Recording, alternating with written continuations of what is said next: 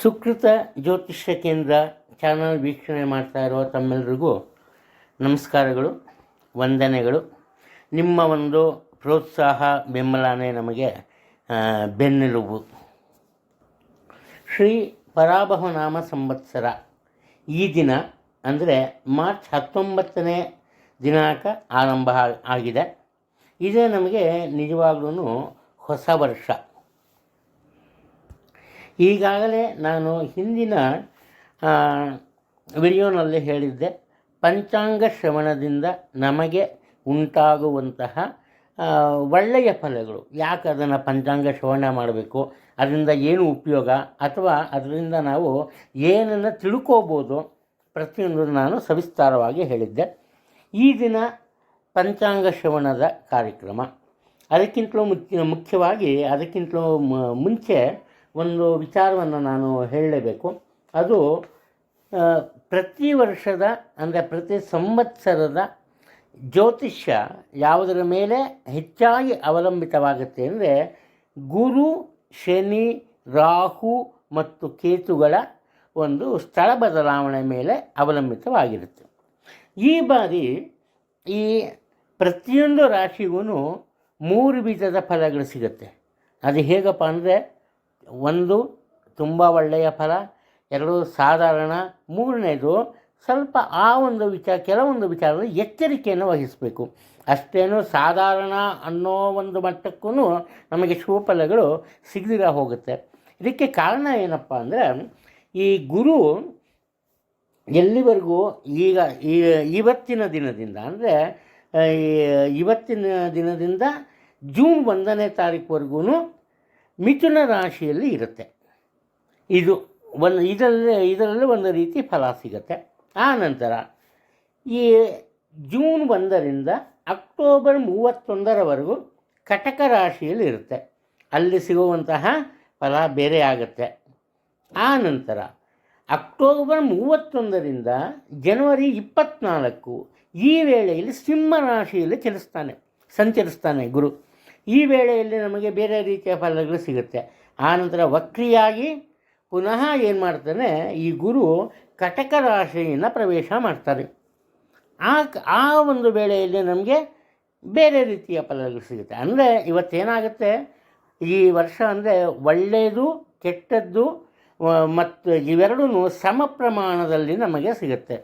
ಈ ಕಾರಣದಿಂದ ನಾನು ಪ್ರತಿ ಸಲನೂ ಹೆಚ್ಚು ಕಮ್ಮಿ ಹೇಳ್ತಾನೆ ಇರ್ತೀನಿ, ಜ್ಯೋತಿಷ್ಯ ಕೇಳೋರು ತಮ್ಮ ದಶಾಭುಕ್ತಿಯ ಕಡೆ ಸಹ ಗಮನವನ್ನು ಹರಿಸಬೇಕು.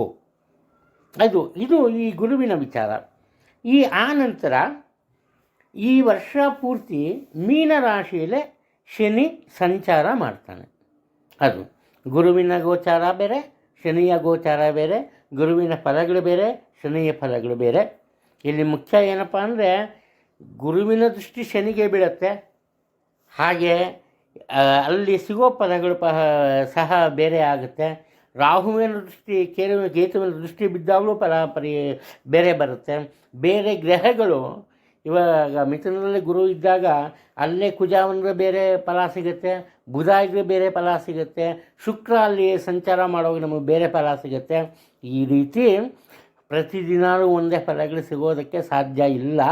ಇದು ಸಂಪೂರ್ಣವಾಗಿ ಈ ಗ್ರಹಗಳ ಸಂಚಾರದ ಮೇಲೆ ಅವಲಂಬಿತವಾಗಿರುತ್ತೆ. ಇನ್ನು ಮತ್ತೊಂದು ವಿಚಾರ, ರಾಹು ಮತ್ತು ಕೇತುವಿನ ವಿಚಾರ. ಬೇರೆ ಗ್ರಹಗಳು ಕ್ಲಾಕ್ ವೈಸ್ ತಿರುಗುತ್ತೆ, ರಾಹು ಮತ್ತು ಕೇತುಗಳು ಆ್ಯಂಟಿ ಕ್ಲಾಕ್ ವೈಸ್ ತಿರುಗುತ್ತೆ. ಈಗ ಎಲ್ರಿಗೂ ಗೊತ್ತು, ಈ ರಾಹು ಗ್ರಹ ಕುಂಭ ರಾಶಿಯಲ್ಲಿದೆ. ಎಲ್ಲಿವರೆಗೂ ಇರ್ತಾನಪ್ಪ ಅಂದರೆ ಡಿಸೆಂಬರ್ 5ರವರೆಗೂ. ಡಿಸೆಂಬರ್ 5ನೇ ತಾರೀಕು ರಾಹು ಮಕರ ರಾಶಿಯನ್ನು ಪ್ರವೇಶ ಮಾಡ್ತಾನೆ. ಆ ನಂತರ ಈ ಸಂವತ್ಸರ ಪೂರ್ತಿ ಮಕರದಲ್ಲಿ ಇರ್ತಾನೆ. ಇದೇ ರೀತಿ ಕೇತು ಸಹ ಅಷ್ಟೇ, ಡಿಸೆಂಬರ್ 5ರವರೆಗೂ ಸಿಂಹ ರಾಶಿಯಲ್ಲಿ ಸಂಚಾರ ಮಾಡ್ತಾನೆ. ಆ ನಂತರ ಕಟಕ ರಾಶಿಯಲ್ಲಿ ಸಂಚಾರ ಮಾಡ್ತಾನೆ. ಇನ್ನು ವಕ್ರಿ ಗ್ರಹಗಳು ಯಾವ ರೀತಿ ಫಲ ಕೊಡುತ್ತೆ ಅದು ಸಹ ಮುಖ್ಯವಾಗುತ್ತೆ. ಇದರಲ್ಲಿ ಕುಜ 9ನೇ ತಾರೀಕು ಜನವರಿ 2027ರಲ್ಲಿ ವಕ್ರಿ ಆಗ್ತಾನೆ. ಏಪ್ರಿಲ್ 2ಕ್ಕೆ ವಕ್ರ ತ್ಯಾಗ ಮಾಡ್ತಾನೆ. ಅದು ಆನಂತರ ಮುಖ್ಯವಾದ್ದು ಗುರುವಿನ ವಿಚಾರಕ್ಕೆ ಬರ್ತೀನಿ. ಗುರು ಡಿಸೆಂಬರ್ 13ರಿಂದ ವಕ್ರಿಯಾಗ್ತಾನೆ. ನಾನಾಗಲೇ ಹೇಳಿದ್ದೀನಿ, ವಕ್ರಿಯಾದಾಗ ಪುನಃ ಅವನು ಕಟಕಕ್ಕೆ ಬರ್ತಾನೆ ಅಂತ. ಆನಂತರ ಶುಕ್ರ ಅಕ್ಟೋಬರ್ 3ರಿಂದ ವಕ್ರಿಯಾಗ್ತಾನೆ. ಆನಂತರ ನವೆಂಬರ್ 14ಕ್ಕೆ ವಕ್ರತ್ಯಾಗವನ್ನು ಮಾಡ್ತಾನೆ. ಇನ್ನು ಶನಿ ಪರಮಾತ್ಮ ಜುಲೈ 26ರಂದು ವಕ್ರಿಯಾದರೆ ಡಿಸೆಂಬರ್ 9ರಂದು ವಕ್ರತ್ಯಾಗವನ್ನು ಮಾಡ್ತಾನೆ. ಇದು ಮುಖ್ಯವಾದಂತಹ ವಿಚಾರ ಆಗುತ್ತೆ. ಇದಾದ ನಂತರ ಗುರುಗ್ರಹ ಜುಲೈ ತಿಂಗಳ 19ರಂದು ಅಸ್ತನಾಗ್ತಾನೆ. ತಿರ್ಗಾ ಅವನು ಉದಯ ಆಗೋದು ಆಗಸ್ಟ್ 9ನೇ ತಾರೀಕು. ಈ ಅವಧಿಯಲ್ಲಿ ಗುರು ಅಸ್ತನಾಗಿದ್ದಾಗ ಯಾವುದೇ ರೀತಿಯ ಶುಭ ಸಮಾರಂಭಗಳನ್ನು ಅಥವಾ ಶುಭ ಕಾರ್ಯಕ್ರಮಗಳನ್ನು ಮಾಡಬಾರದು. ಇದೇ ರೀತಿ ಶುಕ್ರ ಕೂಡ ಅಕ್ಟೋಬರ್ 19ರಲ್ಲಿ ಅಸ್ತನಾಗಿ ಅಕ್ಟೋಬರ್ 27ನೇ ತಾರೀಕೆ ಉದಯನಾಗ್ತಾನೆ. ಇದು ಮುಖ್ಯವಾದಂತಹ ವಿಚಾರ ಆಗುತ್ತೆ. ಇನ್ನು ಇದಾದ ನಂತರ ಈ ವರ್ಷದ ಈ ಅಧಿಕ ಮಾಸ, ಜ್ಯೇಷ್ಠ ಮಾಸ ಅಧಿಕ ಮಾಸವಾಗಿ ಬರುತ್ತೆ. ಅದು ಆರಂಭ ಆಗೋದು ಯಾವಾಗಪ್ಪ ಅಂದರೆ ಶನಿವಾರ ಮೇ ತಿಂಗಳ 17ನೇ ತಾರೀಕು ಅವತ್ತು ಆರಂಭ ಆಗುತ್ತೆ. ಅದು ಮುಕ್ತಾಯಗೊಳ್ಳೋದು ಜೂನ್ ತಿಂಗಳ 15ನೇ ತಾರೀಕು ಸೋಮವಾರ. ಇದು ಆನಂತರ ನಿಜ ಜ್ಯೇಷ್ಠ ಮಾಸ ಆರಂಭ ಆಗುತ್ತೆ. ಇದೊಂದು ಮುಖ್ಯವಾದಂತಹ ವಿಚಾರ. ಇದೇ ರೀತಿ ಮತ್ತೊಂದು ಪಕ್ಷ, ಮಹಾಲಯ ಪಕ್ಷಾರಂಭ ಯಾವತ್ತಿಂದಾನಪ್ಪ ಅಂದರೆ ಅಕ್ಟೋಬರ್ ತಿಂಗಳ 27ನೇ ತಾರೀಕು ಪಕ್ಷ ಮಾಸ ಆರಂಭ ಆಗುತ್ತೆ. ಈ ಮಹಾಲಯ ಅಮಾವಾಸ್ಯೆ ಬರೋದು ಯಾವತ್ತಪ್ಪ ಅಂದರೆ ಅಕ್ಟೋಬರ್ ತಿಂಗಳ 10ನೇ ತಾರೀಕು. ಸೆಪ್ಟೆಂಬರ್ ತಿಂಗಳ 27ರಂದು ಮಹಾಲಯ ಅಮಾವಾಸ್ಯೆ ಆರಂಭ ಆಗುತ್ತೆ. ಅದು ಮುಗಿಯೋದು ಅಕ್ಟೋಬರ್ ತಿಂಗಳ 10ನೇ ತಾರೀಕು. ಇದು ಈ ವರ್ಷದ ಅತಿ ಮುಖ್ಯವಾದಂತಹ ವಿಚಾರಗಳು. ಇನ್ನು ಈ ಪಂಚಾಂಗ ಶ್ರವಣದಿಂದ ನಮಗೆ ಯಾವ ರೀತಿಯ ಅನುಕೂಲತೆಗಳು ಉಂಟಾಗುತ್ತೆ, ಯಾವ ರೀತಿಯ ಫಲಗಳು ಬರುತ್ತೆ ಅಂತ ಹೇಳಿದ್ದೀನಿ. ಈಗ ಈ ಸಂವತ್ಸರದ ಪರಾಭವ ನಾಮ ಸಂವತ್ಸರದ ಪಂಚಾಂಗವನ್ನು ಶ್ರವಣ ಮಾಡೋದು ಪೂಜ್ಯ ಶ್ರೀ DR ಸುಬ್ರಹ್ಮಣ್ಯ ಶಾಸ್ತ್ರಿಗಳು. ಇವರು ಕವಿಗಳು, ಪುರೋಹಿತರು. ಆಡುಮುಟ್ಟದ ಸೊಪ್ಪಿಲ್ಲ ಅಂತ ಒಂದು ಮಾತಿದೆ. ಹಾಗೆ ಇವರಿಗೆ ಬರದಂತಹ ಒಳ್ಳೆಯ ವಿದ್ಯೆಗಳು ಯಾವುದೂ ಇಲ್ಲ. ಬರೀತಾರೆ, ಹಾಡ್ತಾರೆ, ಮಕ್ಕಳ ಕೈಲಿ ಡ್ಯಾನ್ಸು ಮಾಡಿಸಿದ್ದಾರೆ, ನಾಟಕ ಬರೀತಾರೆ, ನಾಟಕ ಡೈರೆಕ್ಷನ್ ಮಾಡ್ತಾರೆ, ಪೌರೋಹಿತ್ಯ ಗೊತ್ತು, ಜ್ಯೋತಿಷ್ಯದ ಬಗ್ಗೆನೂ ಗೊತ್ತು. ಆದರೆ ಅದನ್ನು ಆಚರಣೆಗೆ ತಂದ್ಕೊಂಬಕ್ಕೆ ಯಾಕೋ ಮನಸ್ಸಿಲ್ಲ ಅಷ್ಟೇ ಅವ್ರಿಗೆ. ಇನ್ನು ಲಾವಣಿ ಬರೆದಿದ್ದಾರೆ, ಲಾವಣಿ ಹಾಡ್ತಾರೆ. ಹೀಗೆ ಬಹುಮುಖ ಪ್ರತಿಭೆಯ ವ್ಯಕ್ತಿ. ನಮ್ಮ ಅದೃಷ್ಟ ಇವತ್ತು ನಮ್ಮ ಜೊತೆ ಇದ್ದಾರೆ ಇವರು. ಇನ್ನು ಅವರ ಮಾತಿನಲ್ಲಿ ಇಂದಿನ ಪಂಚಾಂಗ ಶ್ರವಣದ ಕಾರ್ಯಕ್ರಮವನ್ನು ಮುಂದುವರಿಸೋಣ. ನಮಸ್ಕಾರ. ಎಲ್ರಿಗೂ ಒಳ್ಳೆಯದಾಗಲಿ. ಎಲ್ಲಿವರೆಗೂ ನಾವು ಒಬ್ಬರಿಗೆ ಒಳ್ಳೆಯದನ್ನು ಮಾಡ್ತೀವೋ ಅಲ್ಲಿವರೆಗೂ ಆ ದೇವರು ಖಂಡಿತವಾಗಲೂ ಯಾವುದೋ ಒಂದು ರೂಪದಲ್ಲಿ ನಮಗೆ ಸಹಾಯ ಮಾಡೇ ಮಾಡ್ತಾನೆ. ಇದೇ ನಿಜವಾದಂತಹ ವಿಚಾರ. ಓಂ ಶ್ರೀ ಗುರುಭ್ಯೋ ನಮಃ. ಹರಿ ಓಂ. ಗುರುಬ್ರಹ್ಮ ಗುರುರ್ವಿಷ್ಣು ಗುರುದೇವೋ ಮಹೇಶ್ವರಃ. ಗುರು ಸಾಕ್ಷಾತ್ ಪರಬ್ರಹ್ಮ ತಸ್ಮೈ ಶ್ರೀ ಗುರವೇ ನಮಃ. ಗುರುವೇ ಸರ್ವವಿದ್ಯಾನಾಂ ವಿಷಯೇ ಭವರೋಗಿಣಾಂ ನಿಧಯೇ ಸರ್ವವಿದ್ಯಾನಾಂ ಶ್ರೀ ದಕ್ಷಿಣಾಮೂರ್ತಯೇ ನಮಃ. ನಮಃ ಸೂರ್ಯಾಯ ಚಂದ್ರಾಯ ಮಂಗಳಾಯ ಬುಧಾಯ ಚ ಗುರುಶುಕ್ರಶನಿಭ್ಯಶ್ಚ ರಾಹುವೇ ಕೇತುವೇ ನಮಃ. ಶ್ರುತಿಸ್ಮೃತಿಪುರಾಣಾನಾಂ ಆಲಯಂ ಕರುಣಾಲಯಂ ನಮಾಮಿ ಭಗವತ್ಪಾದಂ ಶಂಕರಂ ಲೋಕಶಂಕರಂ. ನಮಸ್ತೆ ಶಾರದಾ ದೇವಿ ಕಾಶ್ಮೀರಪುರವಾಸಿನಿ ತ್ವಾಮಹಂ ಪ್ರಾರ್ಥಯೇ ದೇವಿ ವಿದ್ಯಾದಾನಂಚ ದೇಹಿ ಮೇ. ಇವತ್ತಿನಿಂದ ಪರಾಭವ ನಾಮ ಸಂವತ್ಸರ ಅಂತ. ಈ ಪರಾಭವ ನಾಮ ಸಂವತ್ಸರದಲ್ಲಿ ರಾಜರುಗಳು ಪರಾಭವವನ್ನು ಹೊಂದುತ್ತಾರೆ. ನವಣೆ ಮೊದಲಾದಂತಹ ಧಾನ್ಯಗಳು ಚೆನ್ನಾಗಿ ಫಲಿಸುತ್ತವೆ. ಒಳ್ಳೆಯ ಮಳೆಯಾಗುತ್ತದೆ. ರೋಗ ಬಾಧೆಯುಂಟು. ರಾಜಾದಾಯ, ನವನಾಯಕರ ಫಲ. ರಾಜ ಗುರು ಮಂತ್ರಿ ಕುಜ, ಸೇನಾಧಿಪ ಚಂದ್ರ, ಸಸ್ಯಾಧಿಪ ಶುಕ್ರ, ಧಾನ್ಯಾಧಿಪ ಬುಧ, ಅರ್ಘಾಧಿಪ ಚಂದ್ರ, ಮೇಘಾಧಿಪ ಚಂದ್ರ, ರಸಾಧಿಪ ರವಿ, ನೀರಸಾಧಿಪ ಗುರು, ಪಶುನಾಯಕ ಕೃಷ್ಣ. ಗುರುವು ರಾಜನಾಗಿರುವುದರಿಂದ ದ್ವಿಜರು ಸತ್ಕಾರ್ಯಗಳನ್ನು ಮಾಡತಕ್ಕವರಾಗಿಯೂ ತಮ್ಮ ತಮ್ಮ ಕುಲಧರ್ಮಗಳನ್ನು ಅನುಷ್ಠಾನ ಮಾಡುವವರಾಗಿಯೂ ಒಳ್ಳೆಯ ನಡತೆಯುಳ್ಳವರಾಗಿಯೂ ಇರುತ್ತಾರೆ. ರಾಜರುಗಳು ನ್ಯಾಯದಿಂದ ರಾಜ್ಯಪಾಲನೆ ಮಾಡುವವರಾಗುತ್ತಾರೆ. ಪ್ರಜೆಗಳು ಆರೋಗ್ಯದಿಂದ ಇರುತ್ತಾರೆ. ಒಳ್ಳೆಯ ಮಳೆಯಾಗಿ ಧಾನ್ಯಗಳು ಹೇರಳವಾಗಿ ಬೆಳೆಯುತ್ತವೆ. ಕುಜನು ಮಂತ್ರಿಯಾಗಿರುವುದರಿಂದ ಪೈರು ಹೆಚ್ಚಾಗಿ ಒಣಗಿ ಹೋಗಿ ಅಗ್ನಿಭಯವೂ ಜಲಪ್ರದವೂ ಸುಂಟರಗಾಳಿ ಬಡಿತವೂ ರೋಗಪೀಡೆಯೂ ಉಂಟಾಗುತ್ತದೆ. ಚಂದ್ರನು ಸೇನಾಧಿಪತಿಯಾಗಿರಲಾಗಿ ಮೋಡಗಳು ಚೆನ್ನಾಗಿ ವರ್ಷಿಸುತ್ತವೆ. ಧಾನ್ಯಗಳಿಗೆ ಬೆಲೆ ಕಡಿಮೆ, ಜನರು ಸುಖಿಗಳಾಗಿರುತ್ತಾರೆ. ಗೋವುಗಳು ಹೆಚ್ಚಾಗಿ ಹಾಲನ್ನು ಕೊಡುತ್ತವೆ. ಶುಕ್ರನು ಸಸ್ಯಾಧಿಪತಿಯಾಗಿರುವುದರಿಂದ ಕುಷ್ಕಿ, ತರಿ ಮತ್ತು ಬಾಗಾಯಿತು ಫಸಲುಗಳು ಚೆನ್ನಾಗಿ ಆಗುತ್ತವೆ. ಬೂದು ಮಣ್ಣಿನ ಭೂಮಿಯಲ್ಲಿ ವಿಶೇಷವಾಗಿ ಫಸಲಾಗುತ್ತದೆ. ಬುಧನು ಧಾನ್ಯಾಧಿಪತಿಯಾಗಿರುವುದರಿಂದ ಮಳೆ ಬೆಳೆಗಳು ಸ್ವಲ್ಪ ಕಡಿಮೆಯಾಗಿ ಗಾಳಿ ಬಡಿತವು ಹೆಚ್ಚಾಗಿ ಜನರ ಮನಸ್ಸಿನಲ್ಲಿ ಕ್ಷಾಮಭೀತಿಯುಂಟಾಗುತ್ತದೆ. ಚಂದ್ರನು ಅರ್ಘಾಧಿಪತಿಯಾಗಿರಲಾಗಿ ಸುವೃಷ್ಟಿಯು ಸಸ್ಯವೃದ್ಧಿಯೂ ಉಂಟಾಗುತ್ತದೆ. ಪದಾರ್ಥಗಳಿಗೆ ಬೆಲೆ ಕಡಿಮೆ. ಚಂದ್ರನು ಮೇಘಾಧಿಪತಿಯಾಗಿರಲಾಗಿ ದೇಶದಲ್ಲಿ ಸುವೃಷ್ಟಿ ಉಂಟಾಗಿ ಧಾನ್ಯಗಳು ಚೆನ್ನಾಗಿ ಫಲಿಸುತ್ತವೆ. ಗೋವುಗಳು ಚೆನ್ನಾಗಿ ಹಾಲನ್ನು ಕೊಡುತ್ತವೆ.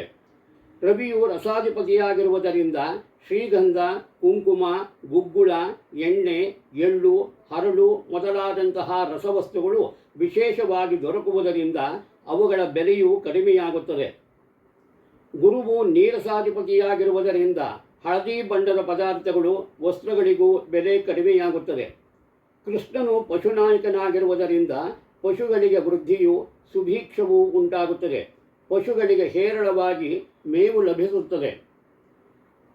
ಕಂದಾಯದ ವಿಚಾರ. ಕಂದಾಯದ ಸಂಖ್ಯೆಯು ಹೆಚ್ಚಿದಷ್ಟು ಫಲ ಹೆಚ್ಚು. ಬೆಸನಾದರೆ ದ್ರವ್ಯ ಲಾಭ, ಸಮವಾದರೆ ಮಧ್ಯಮ, ಸೊನ್ನೆಯಾದರೆ ನಿಷ್ಫಲ. ಮೊದಲನೆಯ ಕಂದಾಯವು ಸೊನ್ನೆಯಾದರೆ ರೋಗಭಯ, ಎರಡನೆಯದು ಸೊನ್ನೆಯಾದರೆ ಮಹಾಭಯ, ಮೂರನೆಯದು ಸೊನ್ನೆಯಾದರೆ ಧನಹಾನಿ. ಅಶ್ವಿನಿ ನಕ್ಷತ್ರ 4, 2, 4.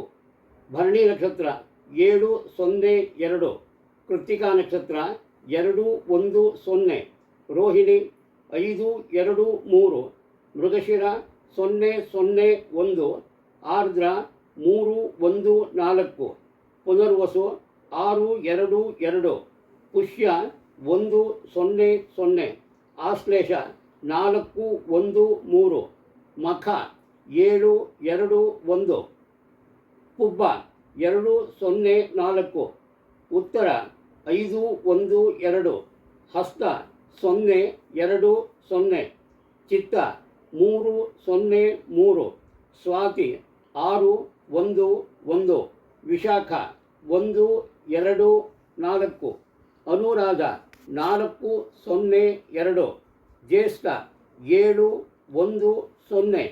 ಮೂಲ 2, 2, 3. ಪೂರ್ವಾಷಾಢ 5, 0, 1. ಉತ್ತರಾಷಾಢ 0, 1, 4. ಶ್ರವಣ 3, 2, 2. ಧನಿಷ್ಠ 6, 0, 0. ಶತಭಿಷ 1, 1, 3. ಪೂರ್ವಾಭಾದ್ರ 4, 2, 1. ಉತ್ತರಾಭಾದ್ರ 7, 0, 4. ರೇವತಿ 2, 1, 2.